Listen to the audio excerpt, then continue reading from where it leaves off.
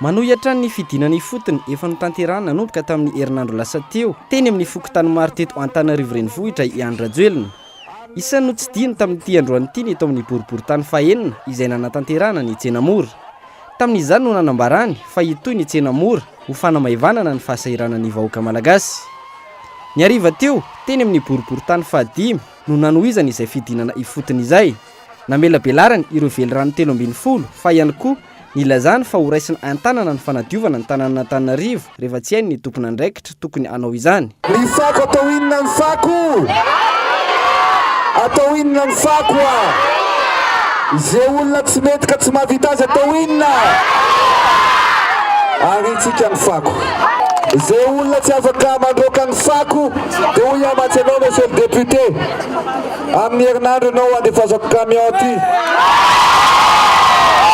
Rehefa ny fako rehefa tsy vita ny zalamy mandroaka azy. Misy manala ny fako sa tsisy manala? Tsisy manala ny fako. Fakongatsika tsy manana be ny tanàna. Rehefa tsy hainy manadio ny tanàna aleo ataon'ny olona fa tsy mila tanora i Madagasikara navitra azy raha ny fanazavana trany.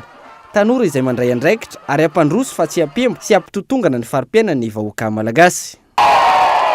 Filoham-pirenena dia davitsika dia filoham-pirenena tanora. Maviditra, manana viny, mahavita azy, tia tandazana raha ihany zany fa tsy roa marina sa tsy marina. Firy-taona moa ny mpiasam-panjakana no retraité.